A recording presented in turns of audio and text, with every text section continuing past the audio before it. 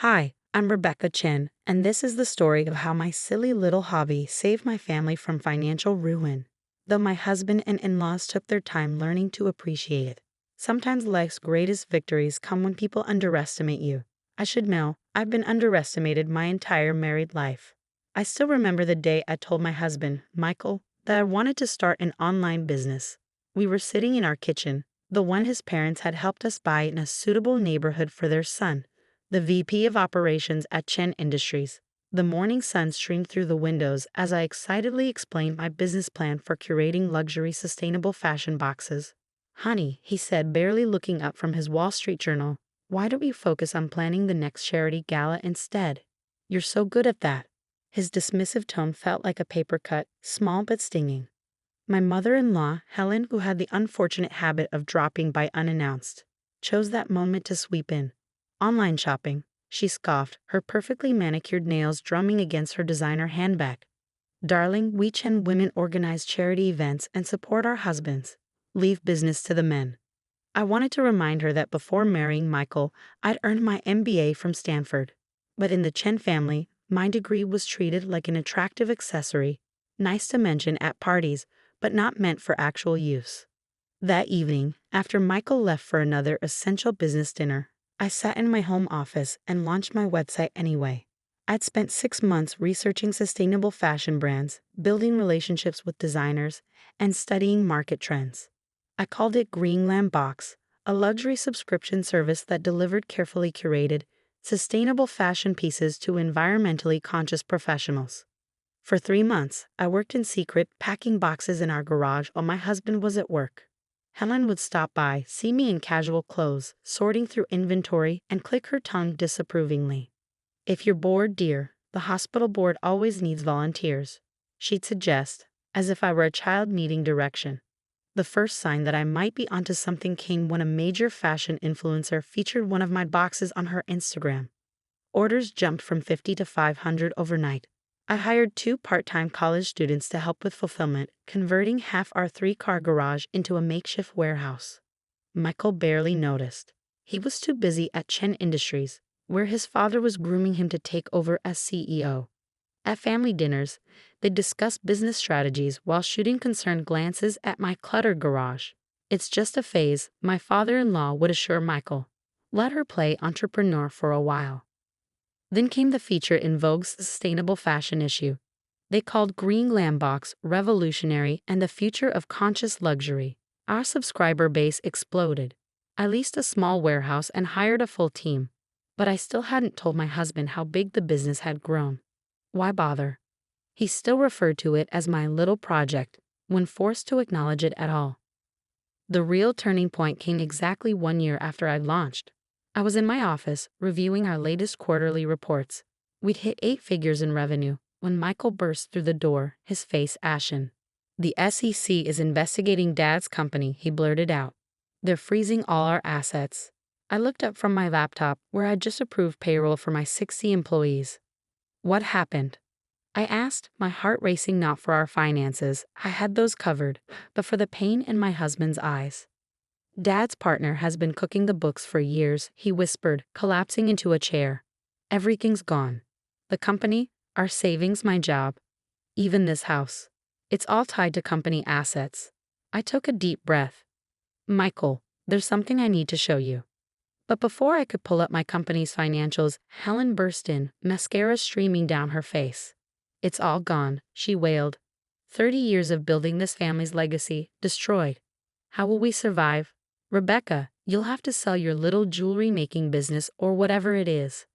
I smiled slightly, thinking of the warehouse down the street where my team was preparing our upcoming holiday collection. Actually, Mom, I said, turning my laptop around, I think it's time we had a family meeting about my little business. The silence in my home office was deafening as Michael and Helen stared at my laptop screen. The quarterly report showed Greenland Box revenue, $12.8 million in just the last 3 months.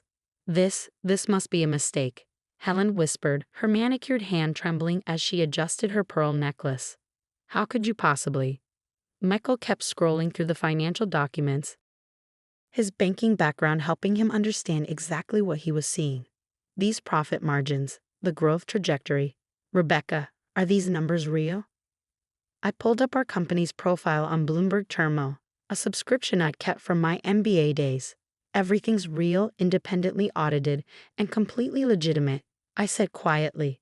We're currently valued at just over $100 million, and we're in talks with 3 major investment firms for our next expansion round. Helen collapsed into the nearest chair, her Hermes scarf askew. But you pack boxes in the garage. That was a year ago, I explained, pulling up photos of our new warehouse facility. We now have a 50,000 square foot fulfillment center just outside the city. I haven't packed a box myself in months. I have a team of 60 full-time employees, and we're hiring more every month. Michael was still staring at the numbers, his face a mix of shock and something else. Was it shame? Why didn't you tell me? He asked softly. I tried in the beginning, I reminded him. Remember that morning in the kitchen? You told me to stick to planning charity galas. After that, I figured I'd let the business speak for itself when the time was right. Just then, my phone buzzed. It was my CEO dashboard alert. We just signed our 50,000th subscriber. I showed them the notification. Each subscriber pays between $200 and $500 per month for our curated boxes, I explained. We have partnerships with over 100 sustainable luxury brands worldwide. That cluttered garage you complained about, Mom? That was just the beginning. Helen's face had gone from shocked to calculating. Well, she said, straightening her designer blouse, clearly you learned more from our family than we realized. Now, about the SEC investigation. Perhaps we could discuss how your success might help the family situation. Mom. Michael interrupted, and I saw something shift in his eyes. For the first time in our marriage, he was seeing me, really seeing me.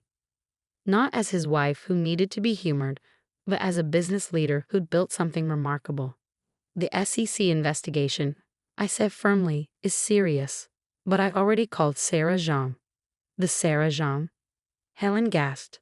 The corporate lawyer who handled the Maritech case. I nodded. She's an old Stanford friend.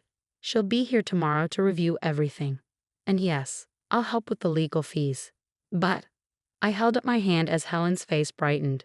There are conditions. Conditions? Helen's voice had a dangerous edge. First, I'll help with legal representation.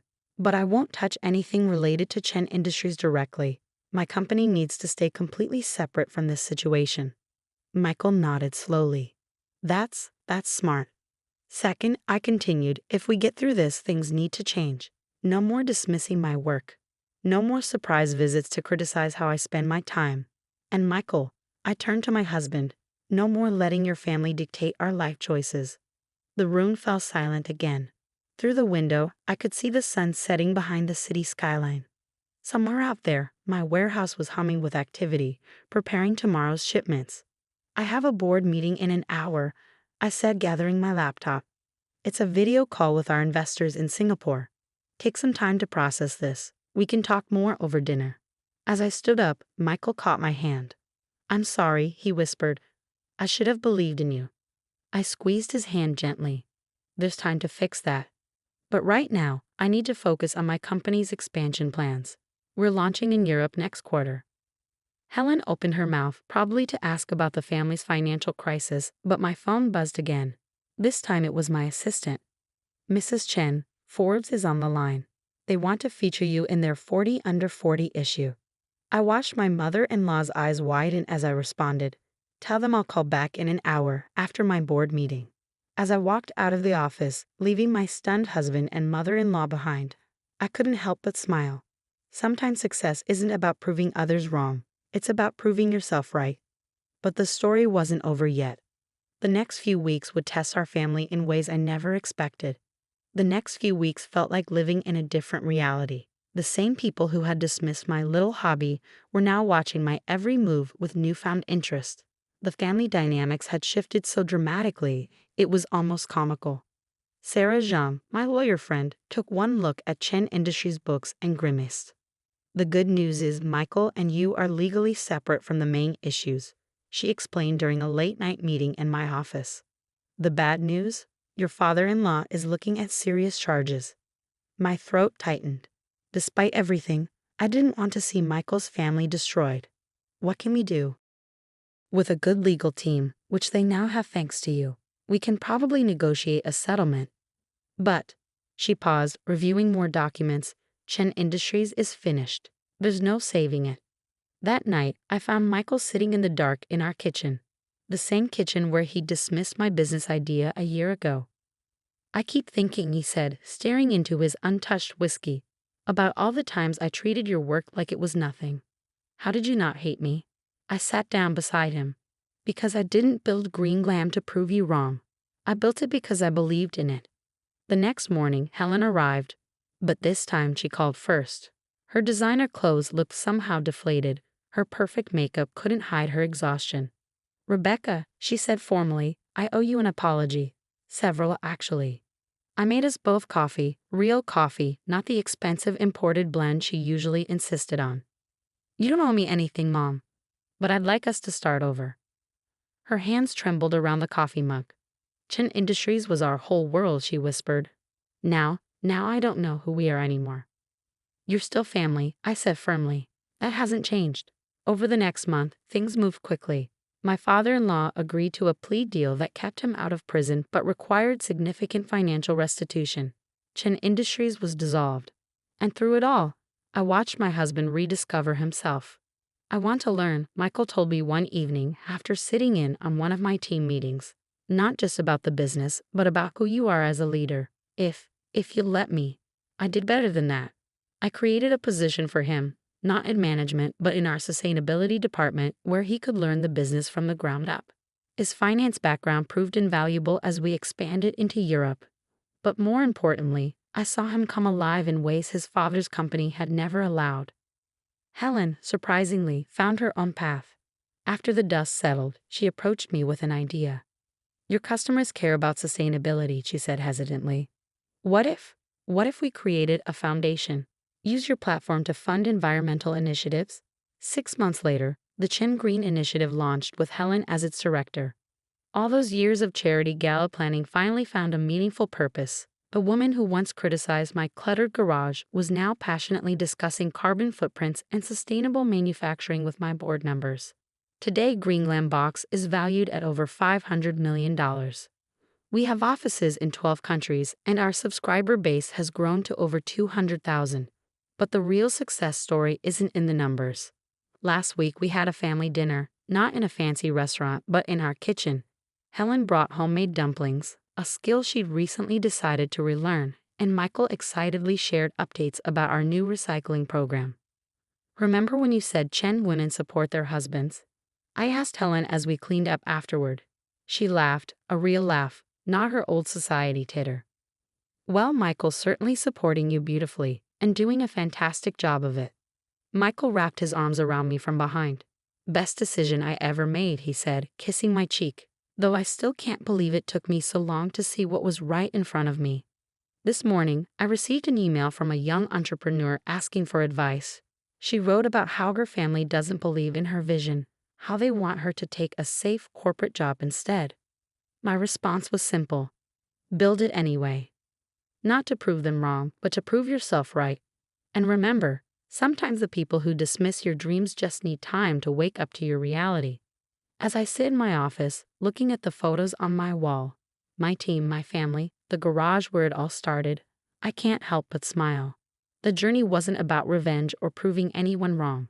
It was about staying true to your vision, even when no one else can see it.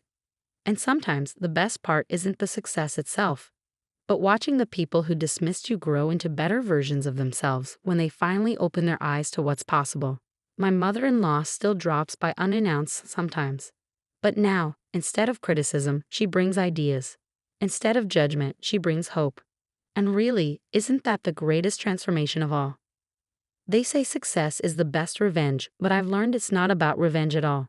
It's about growth, not just your own, but the growth you inspire in others, even the ones who never believed in you in the first place.